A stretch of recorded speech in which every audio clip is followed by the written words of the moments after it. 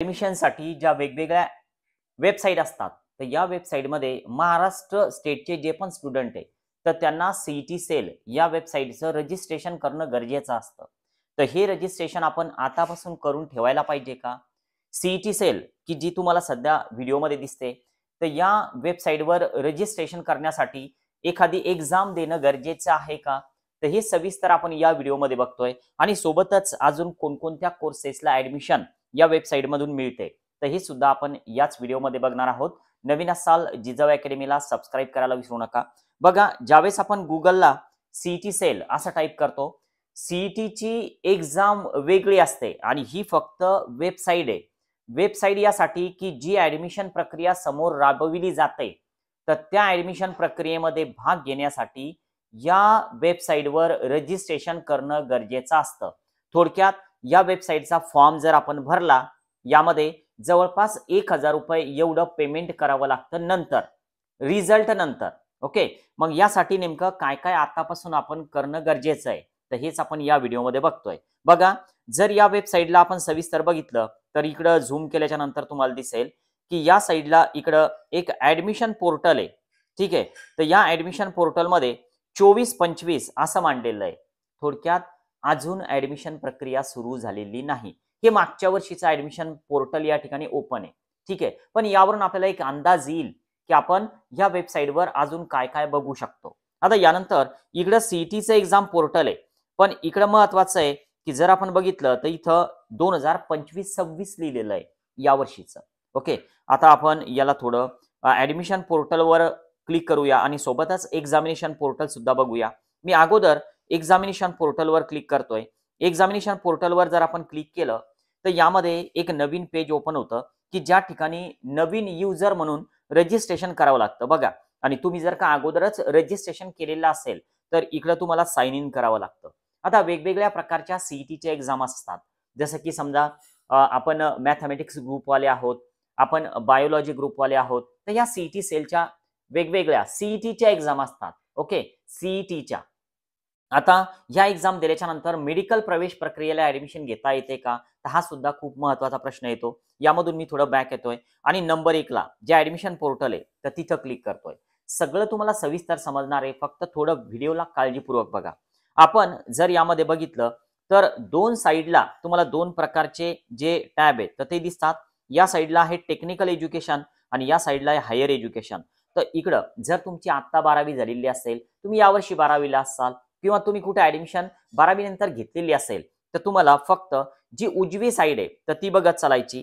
थोडक्यात ही जी साईड आहे तर ही बघत चालायची. मेडिकल एज्युकेशन या ठिकाणी दिसतंय आणि जर समजा तुम्ही याला स्क्रोल केलं तर या ठिकाणी सुरुवात झालेली दिसते आपल्याला पीजी एज्युकेशन पासून. बघा, हे जे आहे ना हे पीजी आहे, पोस्ट ग्रॅज्युएट. थोडक्यात एमबीबीएस झालेले मुलं, बीडीएस झालेले, बीएमएस झालेले, तर त्यांच्यासाठी आहे. आपण जर वरती घेतलं तर इथं आपल्याला आपलं जे कामाचं महत्वाचं आहे तर ते बघायला मिळतं. बघा, नीट यूजी ज्यांनी पण नीट एक्झाम दिलेली आहे, यावर्षी देणार आहात, तर त्यांच्यासाठी ही टॅब महत्वाची.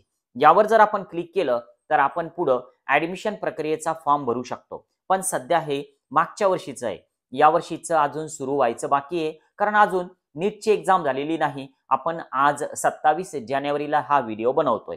ओके, बीएससी नर्सिंग सुद्धा याच वेबसाईटवरून आपल्याला काउन्सिलिंग मध्ये त्या ठिकाणी भाग घेता येतो. यानंतर एएनएम असेल, जीएनएम असेल, तर ह्या सुद्धा याच वेबसाईटवर उपलब्ध होतात. आणि हे 15% आयुष कोर्सेस जे म्हणजे ऑल इंडियाच्या बीएमएस बीएचएमएसच्या 15% सीटसाठी या ठिकाणी टॅब दिसते. यावर जरी आपण क्लिक केलं तर एक नवीन रजिस्ट्रेशनसाठी टॅब ओपन होते. बघा, या साईडला जर तुम्ही बघितलं तर हे नवीन रजिस्ट्रेशन आहे. ठीक आहे ना, पण आता सध्या हे सगळं क्लोज आहे, कारण आपण काउन्सिलिंग प्रक्रियेमधून आता सगळं बाहेर आलेलो आहे. त्या कारण 2024-25चं काउन्सिलिंग संपलेलं आहे. आता जर समजा आपण हीच वेबसाईट या साईडला बघितली, इकडच्या हे झूम करतोय मी, थोडक्यात ही साईड आपण बघतोय आता. ठीक आहे, या साईडला आपण बघूया. तर या साईडला हे सगळे टेक्निकल एज्युकेशनचे कोर्सेस आहे. आता टेक्निकल एज्युकेशन मध्ये अंडर ग्रॅज्युएट मध्ये काय येतं, तर आपलं इंजिनिअरिंग आहे, बीई बीटेक आहे, त्यानंतर बीसीए बीबीए हे सगळे कोर्सेस आहे. यानंतर फार्मसी आणि फार्म डी, डी फार्म नाही, फार्म डी हा कोर्स आहे. यानंतर जर आपण वरती अजून स्क्रोल केलं तर बी आर्क नावाचा जो कोर्स आहे तर हा सुद्धा इकडे दिलेला दिसतो. आता हे सगळं आपल्याला या ठिकाणी दिलेलं दिसतं. तर हे सगळं जर समजा आता हे ॲग्रिकल्चर, जर समजा आपल्याला ॲग्रिकल्चर डिपार्टमेंटमध्ये थोडक्यात BSc करायचंय, BSc ॲग्री करायचंय, तर हे इकडे तुम्हाला दिसतं. ठीक आहे. आणि फाईन आर्ट एज्युकेशन सगळ्यात शेवटची टॅब आहे. तर ह्या सगळ्या जे काय काउन्सिलिंग आहे, तर हे CET सेल वेबसाईटवर चालतं. आणि आपल्याला जर मेडिकल ॲडमिशन प्रक्रियेमध्ये भाग घ्यायचा असेल महाराष्ट्राच्या, यामध्ये MBBS आहे, BDS आहे, BMS आहे, BHMS आहे, BPTH आहे आणि BSc नर्सिंग सुद्धा आहे, पॅरामेडिकल कोर्सेस आहे सर्व. तर यासाठी याच वेबसाईटचं रजिस्ट्रेशन मित्रांनो आपल्याला करणं गरजेचं असतं. पण आतापासून हे रजिस्ट्रेशन करायचंय का काउन्सिलिंग प्रक्रियेचं, तर नाही. याबद्दल सविस्तर माहिती जिजाऊ अकॅडमीमधून स्टेप बाय स्टेप तुम्हाला देण्यात येतच असते. आणि तुम्हाला आतापासून काही रजिस्ट्रेशन वगैरे ॲडमिशनसाठी करण्याचं काम नसतं CET सेल वेबसाईटवर. ठीक आहे. आणि CET सेल वेबसाईटची जी फीज असते पुढं, तर ती साधारण ₹1000 आपण CET सेलचं रजिस्ट्रेशन करू शकतो. ओके. आणि त्यामधून मग आपण चॉईसेस टाकू शकतो कॉलेजचे. मग यामध्ये MBBS असेल, BDS असेल, आपण मेडिकलचे सगळे चॉईसेस या वेबसाईटवर टाकू शकतो. आणि गव्हर्नमेंट कॉलेज सुद्धा याच वेबसाईटवर टाकता येतात. प्रायव्हेट कॉलेज सुद्धा याच वेबसाईटवर आपण सिलेक्ट करू शकतो. फक्त डीम्ड युनिव्हर्सिटी CET सेल वेबसाईटवर येत नाहीत. ओके. व्हिडिओमध्ये दिलेली माहिती जर तुम्हाला नक्कीच इन्फॉर्मेशन देणारी वाटली असेल तर व्हिडिओला लाईक करायला विसरू नका. आज आपण या ठिकाणी थांबूया. Okay, bye.